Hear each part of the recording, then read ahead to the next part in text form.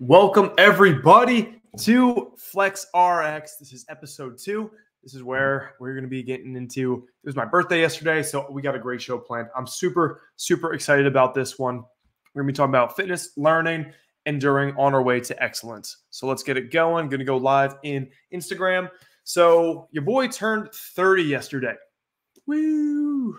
Should have had a birthday hat on, but turned 30 yesterday. So what I'm going to be going over today for the show portion of this before we get into some Q&A is going to be 10 lessons that I learned by the age of 30 that I wish I would have known when I was like 20 or less. I feel that I've made a lot of mistakes in these last 30 years. And so there's a quote, couldn't find who actually said it, but the way we learn is through mistakes, but they don't have to be our own. So what I'm looking to do for you guys, be that if you are 19, 15, 35, 25, I want to help you learn from the mistakes that I've made in the various things that I've gotten involved in. So let's get things started. So we got 10 lessons I learned by 30. So oftentimes a lot of these mistakes that I made came off from biting more than I can chew. So a little backstory of me and kind of like, the journeys and the challenges I've had up to this point that we're going to be, learning from and the mistakes along the way. So first thing, when I got into Rutgers, so coming from high school, you know how they say people peaked in high school? I thought that was me. Going into Rutgers, I was like, I had a great high school career. I loved high school. Shout out to Delran High School in New Jersey. But I had a great time there.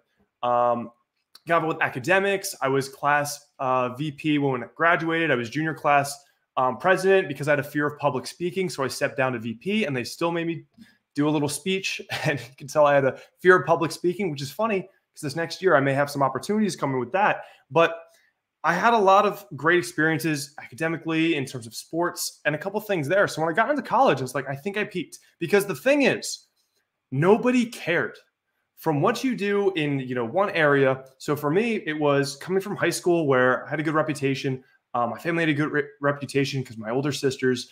But then once I left Delran and went to Rutgers, nobody cared. So I couldn't say, hey, I did this in my hometown. No one cared. It's because it's more important in the way we show up every day because we're constantly making new first impressions. So it's all about the way that we show up this day and the things we do in the future. So we can't always just sit back in laurels of kind of what we've done in the past.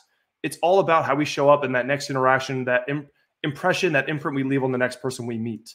So don't drink your own juice is kind of what that means.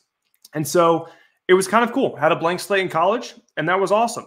And a quote that I like, I think this is from Hormozy, is the work works on you more than you work on it. So by challenging yourself, by doing, next level things, you're gonna become that person who makes better first impressions, or that person that people can depend on later on, or can teach people from your experiences and your story. And that's what I'm looking to do for you guys today. So when I got into college, that was the next piece. So in college, I was fortunate to take on a lot of challenges in that college theme of my life. So I thought I peaked in high school, but fortunately I was able to take on some challenges, and that forced me to grow and figure things out as well. Transferred into the pharmacy school, became an RA, co-founded the powerlifting team, started competing in men's physique, joined the crew team, quit the crew team because of my lower back. That made me a boring person though. But in those ways, during that season of life, at every time I felt that I spread myself too thin. And the interesting thing about that, I think a lot of people can probably resonate, where we feel we're spread too thin. At that point, it was college, and like you level up your problems over time. So I had all this time, could make my own schedule in college. But at that point, when I took on different responsibilities, I was like, man, I'm spread too thin. But that becomes a baseline amount of what you're able to do. So kind of it pushed my comfort zone, and everything just became a new normal because it stacked up over time. And so that was interesting to me, and learning that for me, by taking on these responsibilities, I didn't want to let the people down. And no matter how I felt, the work needed to be done. So the work, no matter how we feel, the work oftentimes just needs doing. So at that time of life, that's how it helped expand my comfort zone at that point. And so after college, founded the Healthy Flex prescription, became an entrepreneur, and that was a whole new world for me. My family does not have an entrepreneur background, so I had to figure that out, be coachable, and learn things in that session, in that spirit of life.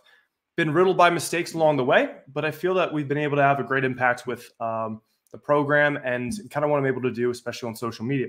And so my goal today, being the day after I turned 30 yesterday, is going to be relaying 10 of my biggest lessons learned along the way through these different phases of life that have stuck with me and been very helpful to me. So hopefully they're going to be helpful for you. And so let's dive in. Number one is, and I think I can do this on the Jamboard. So the first piece, number one, lessons I learned by 30. I wish I knew earlier. We're going to go number one. This is going to be the easiest way to set yourself apart from 95% of people. What I'm learning now, as I've been adulting for long enough, is just do what you say you are going to do. If you can do that, you are going to set yourself apart from so many people. And the reason I say that, and I can tell a couple stories, is just be on time. And so for me and Nicole, when we first bought a house, kind of what happened there. Oh, wait a minute. I'm not even sharing the screen. So as far as the first piece is going to be, just do what you say you are going to do. Be dependable. So when we asked plumbers to come, do some plumbing stuff, and hey, we're going to be there at 1 p.m. No one shows, and we're like, hey, what's going on? We took the day off, et cetera, et cetera. And so no one showed up, and we rescheduled it. So we called them the next day. We're like, hey, what happened? They were like, oh, we got busy. Our bad. And we're like, okay, so kind of that expends a little bit of karma. And so the next piece, we call them, have them come back, and I think they no-showed again. And we're like, okay, now the reputation of that company is now being diminished. And so later on, we rescheduled them again. They came in, amazing group. They were really nice guys. They did the work. They were tremendous. But now it's like, I would love to be able to give a positive reflection on them, but it's like always going to be that stinger of they did not uphold that expectation. So one thing I've learned, if you can just do what you say you're going to do, you're going to set yourself apart. Because I've seen this not only there, but just doing that and being dependable can really set you up for being excellent in this season in 2024. And I think I had another story on this as well. And this comes in terms of, in hiring for my company. I've been able to have some hiring rounds, and just like it's interesting to see that even when some people value, putting on their best first impression, some people will be a couple minutes late to interviews, or submit something a day late, or say something's going to happen and then it doesn't. So even that, I mean, from the opposite perspective, if you're looking to, get a job or something, it's just sticking to those commitments that you make and kind of meeting those expectations. This is literally just being dependable and doing what you say you're going to do is meeting expectations. That will set you apart. In fitness, and I feel like this is another quote that I've heard, the hardest respect to earn is our own. But if you are able to be someone, especially in fitness, I'm going to work out 4 times this week, and you're reinstilling that sense of accomplishment and sticking to your word, and that builds confidence. And then when you have so much evidence that you do what you say you're going to do, that's how you have evidence that you can then pack up and you can take to another field. So number one, first thing is just do what you say you're going to do, and you're going to be, light years ahead. So number two, the next thing that I learned, or a lesson that's been very useful for me is, I'm just going to say ownership. And I'll put this in the way that I wrote it. So all the things in your life that happen are not your fault. Not your fault entirely by any means. There's always tons of variables. But act like they are. And so this was very helpful to me. Some of my favorite 3 books is Success Principles by Jack Canfield. So this was a big lesson from that. So that was a big lesson as well. So again, did not share that words, but ownership. So all the things in your life that happen are not your fault entirely, but act like they are, because you'll have better outcomes. So again, those 3 books that I really like: Jack Canfield, Success Principles, 50 Cent's book, Hustle Harder, Hustle Smarter, and then Extreme Ownership by Jocko Willink. Really good books. And all of them kind of were early readings by me. And a lot of them they had a part that was on ownership. And all it means, though, are some stories to kind of paint the picture of this is, let's say a bad thing happens. You can blame someone or something, or you can find areas and say, hey, maybe I should have communicated that better. Where are my controllables that I could have shown up differently? And example here, we're in the social media age. So 2024, the Instagram algorithm. I'm on Instagram Live right now too. So hopefully you didn't hear that. Sorry, Mr. Mark Zuckerberg. But if I put out, let's say 20 content pieces this week and they all flop, they don't do well, man, the Instagram algorithm is just like, it's just such a tough thing. It's not pushing my content. It doesn't like me. Or I can try to control the controllable and taking ownership in a way and be like, no, I got to post better content. Let me review the feedback and see how I can get a little bit better. And that's been more useful for me. I'm not saying I'm a social media expert by any means, but it just gives you that opportunity to see where your areas of inputs can be improved. And I feel that leads to better outcomes over the long term. And so, years down the road, in terms of the algorithm thing, years down the road, which do you think is going to be more effective? Just saying it's the algorithm's fault, or saying like, where can I improve my content? And if you stack up those 1% wins, those areas of opportunity, 10 years down the road, I would think you're going to be a better content creator at that stage. And now I got a story on this one. So growing up, I played basketball in high school. And so freshman year of high school, I tested this. I had a 16-inch vertical. If anybody, knows in terms of basketball, I just kind of know where the NBA average is. It's like a 40-inch vertical, maybe a 35, 40-inch vertical. I believe that's around average in the NBA. So your boy probably wasn't going to make it to the NBA. I had a 16-inch vertical. And so I could have said, hey, my genetics are terrible for basketball. Didn't strike out. I struck out in the genetic lottery. What's the point of even playing basketball?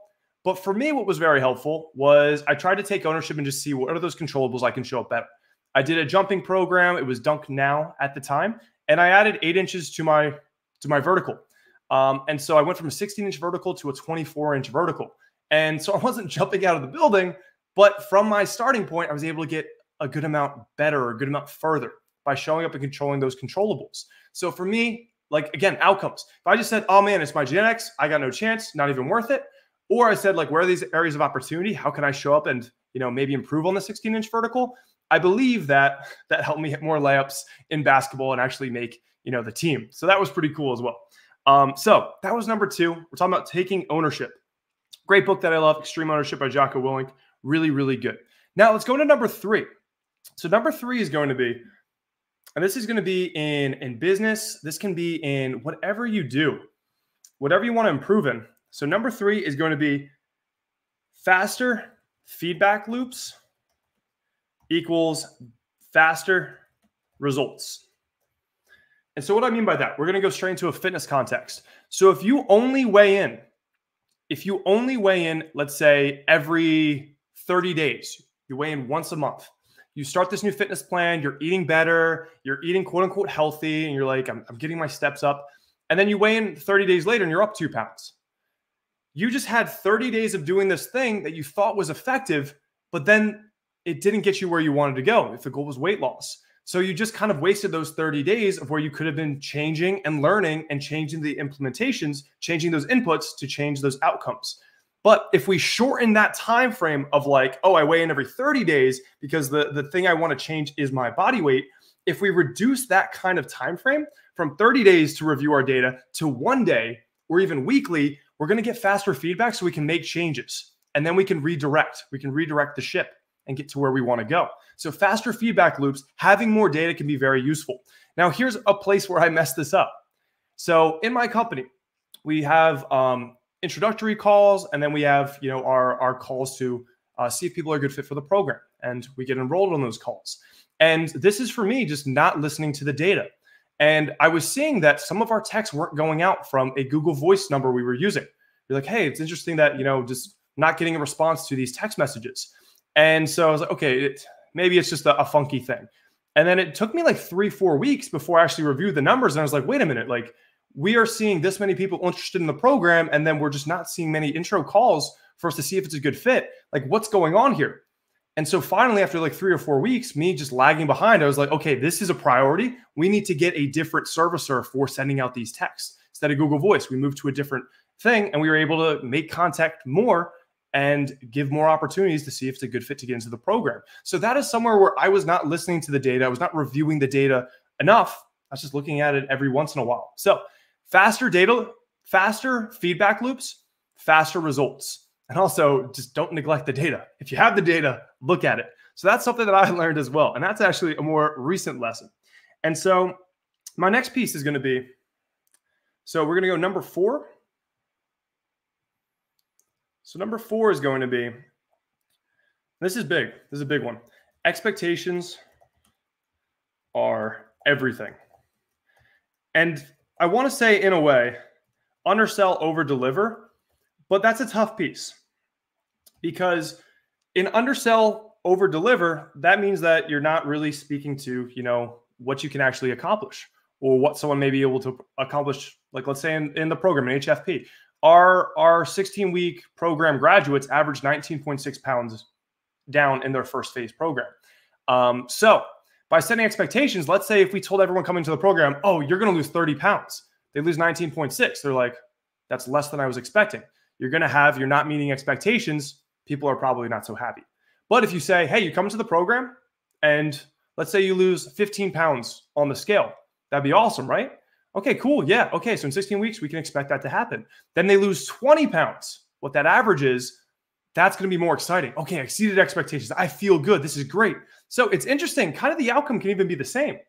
20 pounds, but it's where the expectation was set, which is going to give a long-term, imprint on kind of that experience. So expectations and everything is going to be very important. So be very strategic in the way that you set your expectations, especially if you say, I'm always on time, and then you're late. Like, it's like you just said the thing and you didn't actually have the inputs for getting that. So very important that I feel that that's very strongly that expectations are everything.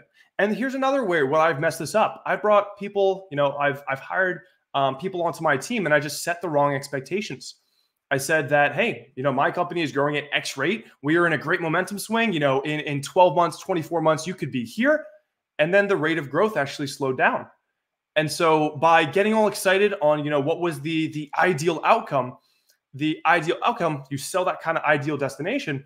But then if things fall short, then it's kind of you did not meet expectations. Does not build great relationships. So take the flip. How to build great relationships is set proper expectations. And to set proper expectations, we're going to talk about, HFP, my program. If we can say people average 19.6 pounds down in their first 16 weeks, and we can back that up with data, that's a great outcome. That can get people actually excited. So, and you can meet that expectation. So the big piece here is do great stuff honestly, and you can make that the expectation, and that's how you make a good reputation. You stick by the expectations you set. You make sure that it's great value, and that's how you can really build a strong reputation. You stand by those things. Next up, we're going to go number five. Number five. And this is going to be, so number five is going to be, number five. Oh, I love this one. What's the alternative? So everybody has, I think they're called isms. I don't know if it's an acronym or what, but these little like one-liners that work very well. What's the alternative is one that I've loved. And I'll tell you how this came up. So number five is what is the alternative? And this came up. So one of my best friends, he asked me to get on a call one day. He was like, hey man, I see that I feel that you're a pretty disciplined guy. And I feel that I can improve in that area. Would you mind getting on a call? And we're going to talk about, strategies for discipline. I want to see how I can improve in this area. So I was like, okay, let's bring it up. And I got way more value, I feel, out of this call because I was able to kind of reflect on things that have worked for me and kind of try to systemize them a little bit. And so the question that came up for me with like discipline is usually it's going to be doing things in the short term that may not be so much fun, but you're doing yourself a favor in the long term. And so for me, something that's been very useful is we came up with this thing and just said, when you have these pieces, these decisions to make, let's say, do I want to get out of bed at 4 a.m. in the morning? Or let's say something that may resonate. Do I want to get this workout done? What's the alternative is the question I would ask. So let's say in my case, I'm getting out of bed. It's 4:15 a.m. I have a busy day scheduled. And I'm like, oh, I really want to just sleep in another hour or two. And then I'll get out of bed at like 7 or something. And then what I have to ask myself, like, what's the alternative of getting out of bed right now, getting a workout in, feeling energized, feeling great for my day, and having a win in the win column?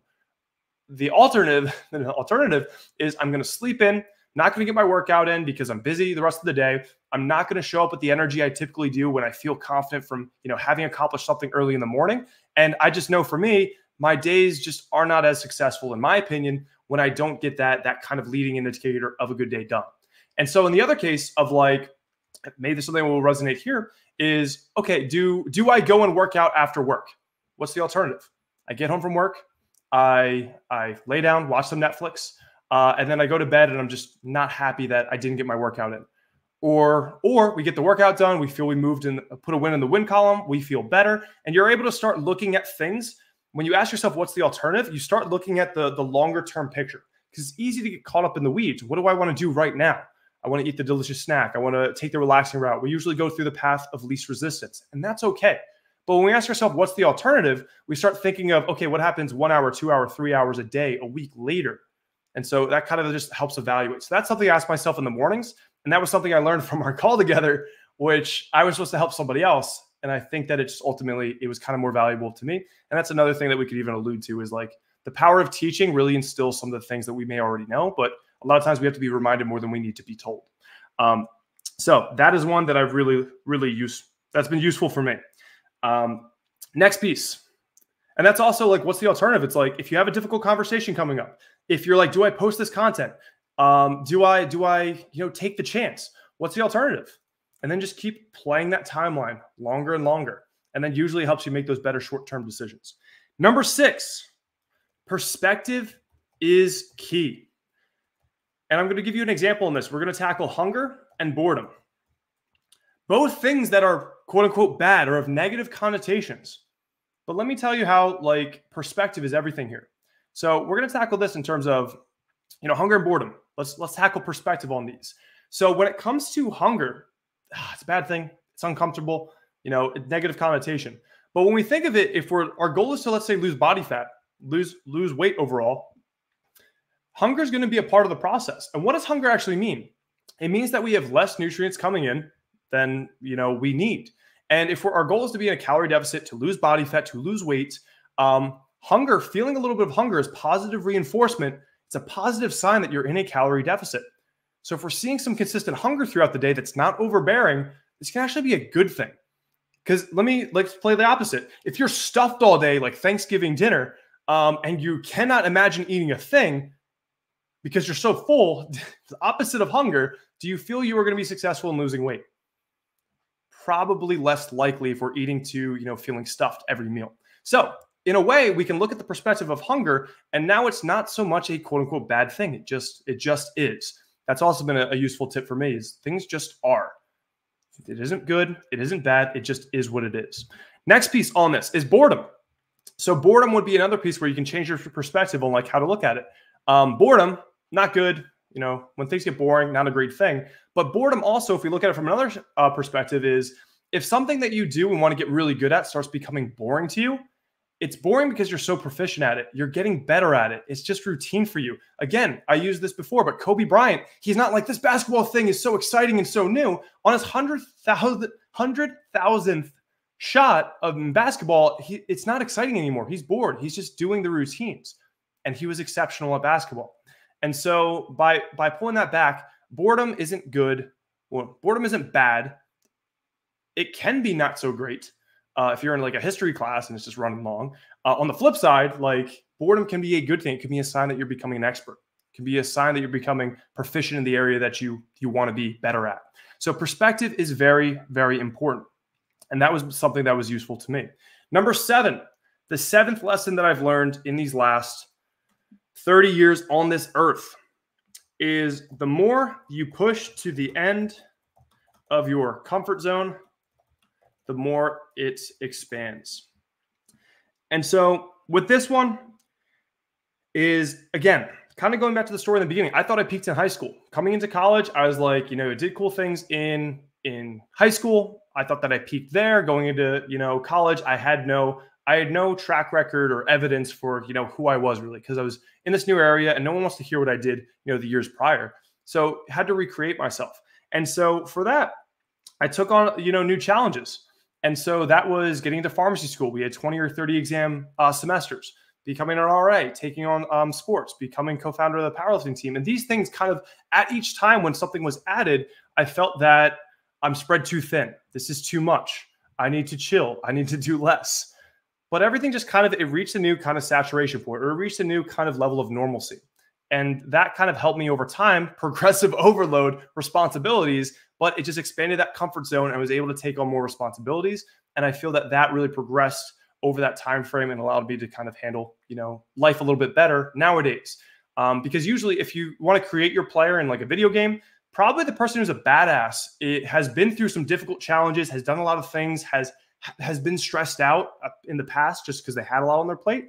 So that person has that ability, has to go through some tough stuff to have those lessons. So I would say expand that comfort zone, get yourself challenged, take on new endeavors, host your Dungeons and Dragons, be the dungeon master, be the person who, takes on kind of those responsibilities, and expand your comfort zone. Take on those responsibilities, because I feel that's going to help you develop yourself and take on more over the long term. And this also, it helps you build an extra gear, because if you go through a hard season of life, Nicole, when she worked at PSE&G, they were doing like 16-hour work days or something. It was crazy. But now she knows she can always tap into that at a later time. She has this other gear that if something matters, something needs to be done, that gear can be tapped into. I think that's useful to have. And it involves, to create that gear, you have to go through some tough stuff. Number 8, many have done more with less. This is a mantra I had back in high school that was very useful to me in terms of many have done more with less. So for me, in the whole basketball kind of scenario, or even say academically, math came easy for me. And so many have done more with less. There's people that were more academically accomplished that may not have had just, the natural ability that math came easy to them. That was what came easy, reading and other things, maybe not so much, which I'm learning. Nicole reads books at like 4x the rate of me. I'm a slow reader. But math, hey, give me those 5 plus 5s. 1 plus 1 equals 2. So with that being said, if I didn't push myself and challenge or just didn't study for anything, I'm wasting the potential there. Because many have done more with less in that case, where like maybe they just math didn't come easy, but they have more work ethic than me and they ran laps around me. So that was something that was useful to me and just like kind of helping me take advantage of opportunities. Many have done more with less. So help me step up to the plate and make sure I'm getting the most out of, some of the things maybe I'm naturally gifted at.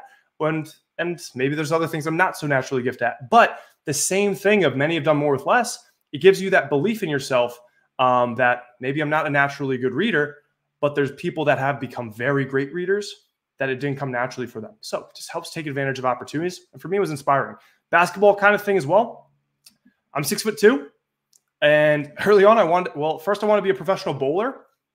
I couldn't get past when they got the bumpers taken away, so that didn't really happen. The second thing was I wanted to be in the NBA. I was on my road to being 6'2". I'm not 7 foot tall, so I wasn't going to play, center or power forward, which I did in high school. But with that being said, there are NBA players that are like 5'10", 6'1", that I actually was taller than. So they actually made more of their height by their skills, their work ethic, than I actually was able to. And for me, that was inspiring. My 16-inch vertical.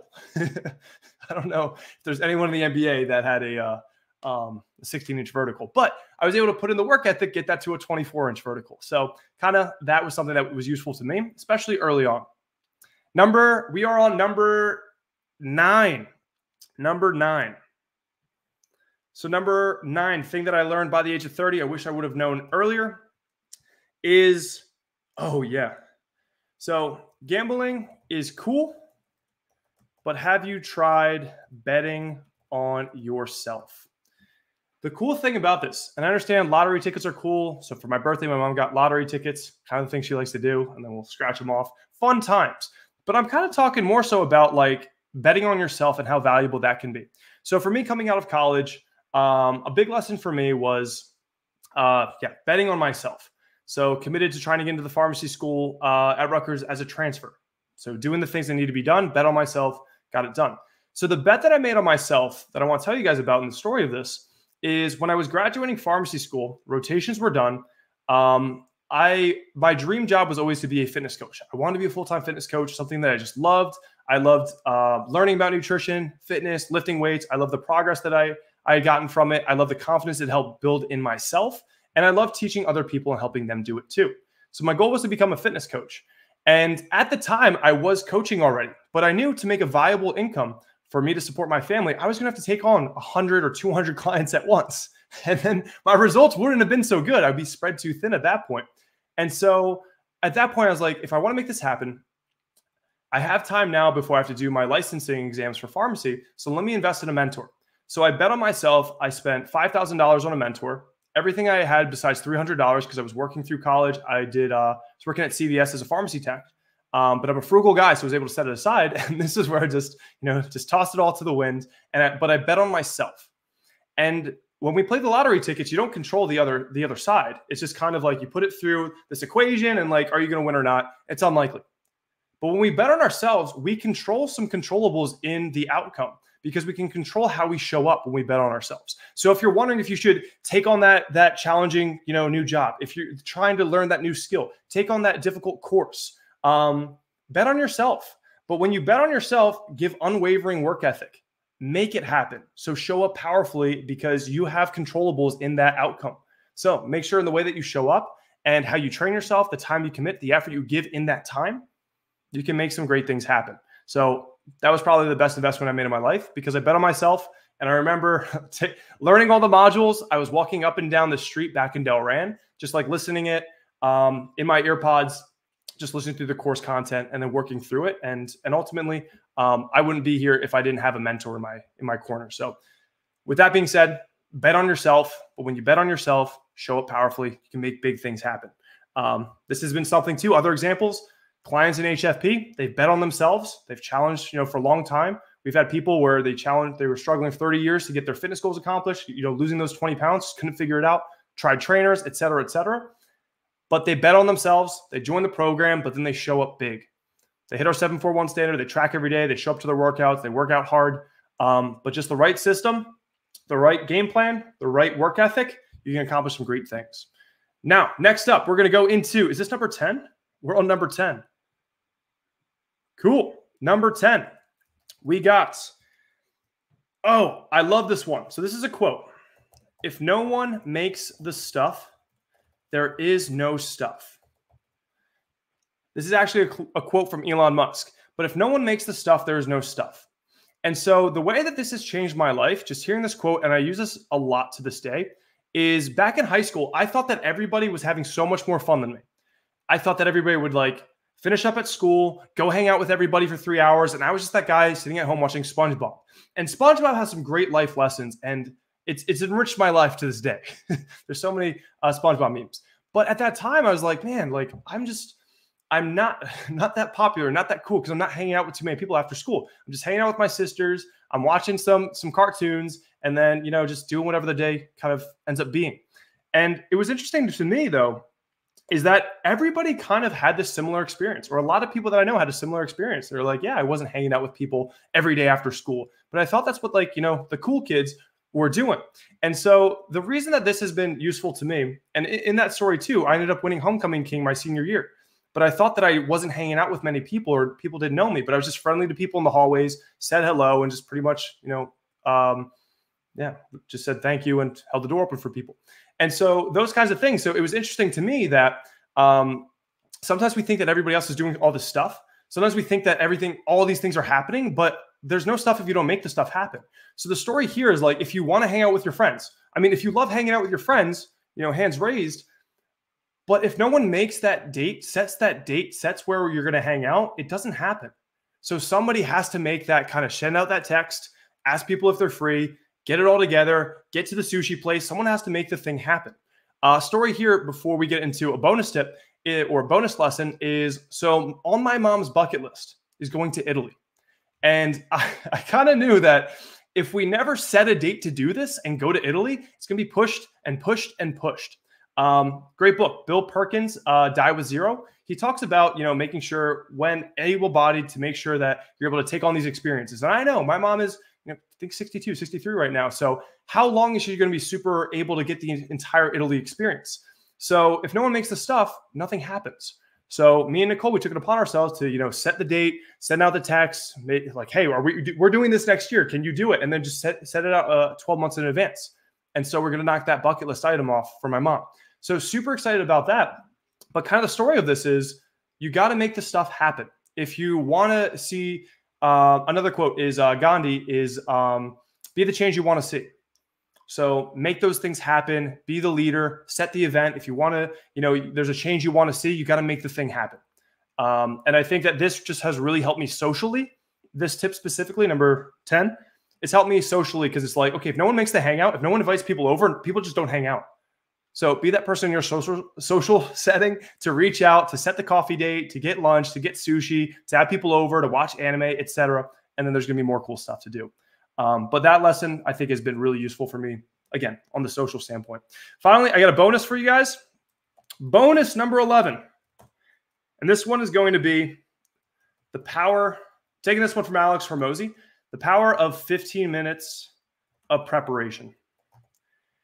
So the power of 15 minutes of preparation. So if you're going into a meeting, if you are about to host a FlexRx live, if you just take 15 minutes to condense your thoughts and give yourself, some notes to go off of, like I got all these notes, you can just sound like you know what you're talking about. You sound more eloquent because you've already kind of done this once before in your head. So it's the power of practice, but the power of having 15 minutes of like preparation will make you just excel so much. Like the rate of improvements in how you will be able to give a presentation just from 15 minutes of that preparation rather than going in cold, it's exceptional because it can really condense your thoughts and you can really go step by step. This has been helpful to me in running, events like this to everybody and running this with our members of HFP, running our hot seats. And this has also helped me in our retreats as well in terms of, having to speak in front of everybody, just condensing my thoughts, making sure everything is prepared. And it's been very useful. Also, I told you guys earlier that I was back in high school. I was class VP my senior year because I was scared of giving speeches. I was scared of public speaking, terrified. So I don't want to be president anymore because I know that they have to say stuff at graduation. And so I had this giant fear. And the funny thing is when it comes to public speaking, and I would assume people can relate to that as well, it's not when I was talking in front of people. And I would stutter my way through pharmacy school and presentations, stutter my way through the high school speech. But nowadays, I've gotten, I believe, better. But it's usually just because I'm more convicted in what I'm going to talk about. I'm more prepared. If I'm giving a presentation like this, I'm like, okay, I love talking about nutrition, macros, progressive overload, all these kinds of things. It's easier for me to talk in front of a lot of people because I have more of that certainty, that preparation. But in pharmacy school, if I'm a group of 4 people and I'm kind of like iffy on like what I put in there, I'm like, I think that's kind of right, then I'm going to be stuttering a little bit and just hoping they're not calling on me. So again, 15 minutes of preparation, it can change the game in terms of like the way you show up to things. So that is my 10 takeaways by turning 30 that I hope are helpful for you guys. I sprinkled in some of the mistakes I've made along the way, but I hope that is helpful for you. All right, now let's get into some Q&A. I had a long topic today, forgot to set my timer, but I thought this was a cool one just because I did just turn 30. So I was like, all right, what can we get into for today? Wow, that took 45 minutes. Let's get into some Q&A. Simply Deep 1985, sup, Hedge Nasty, Hey Nasty, hello, Simply Deep. Thanks for having there. That reminds me of In the Boys. Was it The Deep is the character's name? Oh, good show. Hey Kevin, how was the birthday? It was great. It was actually probably one of my busiest days in a long time. But I mean, I'd rather be busy than bored. And honestly, it was like kind of the fun stuff of work that I actually enjoy doing. So it's a good birthday. I got to hang out with my parents on Sunday, actually. So the day before, we got a nice dinner, Mediterranean food. We had those So the company Nothing Bundt Cakes, discount code if you're watching here, but their red velvet cake is the best cake I've ever had. We also tried their Oreo special edition one. It's in the freezer still. But the red velvet from Nothing Bundt Cakes, it's a franchise. I think it's all over. It's incredible. It's so good. If we didn't have like a wedding cake included in our wedding, we were just going to get those Bundt cakes. When it comes to feedback, what are some things you do as a business owner when you have to have tough conversations with someone in regards to not making goals or something they may not want to hear? Really, really good. Great question. So in terms of when it comes to feedback, what are some things you do as a business owner when you have to have tough conversations with someone in regards to not making goals or something they may not want to hear? The first thing is taking ownership on my end. And that's been the most useful. And so coming in there of like, where are those controllables you could have been better? And usually for me, it's like, I could have communicated this better.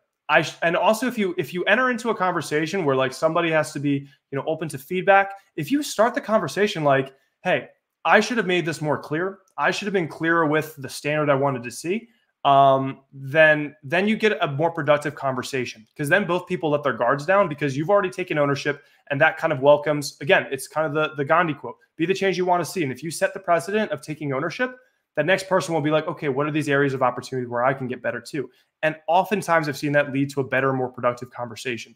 That I have seen helpful. Not going to say it's going to be perfect for every single situation, but I feel like opening with that or starting with that intention can be very helpful. And then the next piece is setting the intention. Like, what is our goal for this conversation? It's the reason. So one, I don't think I communicated this expectation well enough, and that is on me. But I want to make sure we clear the air and make sure that we're more set up for success, and then find common outcome. What is the common goal? I want to make sure you're more prepared to, have better conversations with clients, or I want to make sure you're more prepared to, have more success. Let's say like a situation is like, in the packing industry.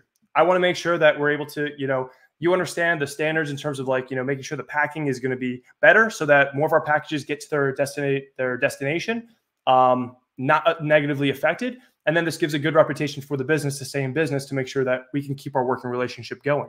And I would say kind of those are some of the things that I've noticed being the most effective is one, leading with ownership. And also just, again, find the ways where you could have been better, because like you're not at fault. And I feel so many times that people will just assume the other person is just, wanting to be negative or purposely kind of messed up. But oftentimes it's just they didn't know. And oftentimes as the quote unquote leader or the person who sets the expectations, that's often on you. And even if it was not your fault, it is your responsibility to make sure that things improve. So I feel that opening that way has been very helpful. So I hope that that is helpful for you, Greg, because that's been, I think, some things that have been helpful for me. Do you recommend L-carnitine to burn fat? Not necessarily. I know that that was pretty popular too when I was in college, back in like 2012. But it's not going to really be the big thing to move the needle. It's going to be a calorie deficit, and keeping those things going, that's really what's going to lose the body fat and lose the weight. We got someone from LinkedIn here that said, woo, awesome. Thank you for, joining in on this one. We just launched in LinkedIn too. So very cool. Hey, is there anything from college that you failed at that is helping you in real life? Oh man, you opened up. Oh man, this is awesome. I love this question. Thank you, Andrew. And we're going to get into this one. I'm bringing out the whiteboard on this one. So is there anything from college that you failed at that is helping you in real life? So I will say, failure is a good thing. To start out, just like failure is a good thing because it helps find opportunity. It's great to fail. If you haven't failed in anything, if you're not messing up, then like you're probably not challenging yourself enough. And I feel that failure is going to be useful in the gym too. If you go to failure, you're kind of learning what your capabilities are. But then also we talked about comfort zone and expansion. If you're pushing to that comfort zone, pushing to that failure point, you're going to be able to expand that failure point over the long term. Same thing in terms of our capabilities in doing things. So stuff I have failed at, man, I wish I had like a lot more specific things, but I'm just going to say Rutgers powerlifting club. I took on a leadership role. I was the co-founder, 2-year president, and the team had a lot of success. Competed, I think we were co-ed national champions, co-ed national natty champs, 2X world competitors. So really cool things. I mean, the track record was good, but the ways that I failed, I feel I failed as a leader. And failure is not binary. It's to how much did you fail? To what degree did you fail? So I'd probably say this more as like, I had room for major improvement. And so I learned a lot during this experience because I tried to do it all on my own. I didn't really do a good job delegating tasks, setting expectations, communicating with others. I was just like, this needs to be done. I can give it to the head of marketing or the VP of something else. And I was like, no, I can just do it. I can do it on my own. I can do it quicker.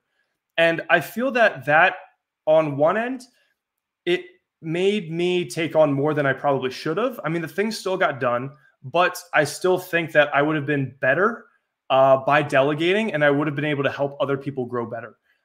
So I feel I'm very thankful for that opportunity with like being on the Rutgers Powerlifting Club. But I learned a lot of like how to have those better conversations, and also delegation. So delegation is definitely something I had to learn there. And so I feel that I learned a lot during this process. And do I think it was a failure? But no, it's a part of my journey, which was important to learn. Other things I learned, other failures. This is a fun one. Other failures. So men's physique, I think in my very first show, I was like 28th out of 32 competitors. I only know that I was bottom 4 of my first physique competition. And I don't know if I was last. Probably was last. I just know I was bottom 4. And then I competed 3 more times. So this was 2012 and 2013. So I lost. I mean, we can say this is a major failure. But this was kind of that. So 2012, this was that time that kind of made me ask, what can I learn? Because something ain't working. Because something ain't working. If I'm in near last place, like I got to figure this thing out.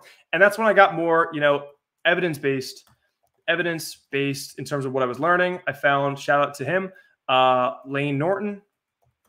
So I learned a lot from his early teachings, learned about if it fits your macros.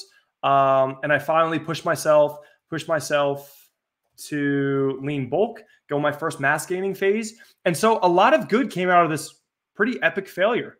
I was the I was the fitness guy at that point too. I still had my social media. I had, things going on, and your boy got like 28th, 30th, 32nd out of 32 people. And so, but there's so much good that came out of it. Same thing with me taking on a leadership role like at that time too. And, reflecting back, there was a lot of things I could have done better and learning. I'm still happy with a lot of those outcomes, and you can be happy with the outcomes, but still know the system had room for improvement. So I'd say those, if I were critical of myself, this is just being facts. There was definitely rooms for opportunity, but also I'm very thankful in terms of specifically that men's physique situation. It pushed me to teach myself more. It pushed me to try things I hadn't done before because there was, again, room for opportunity.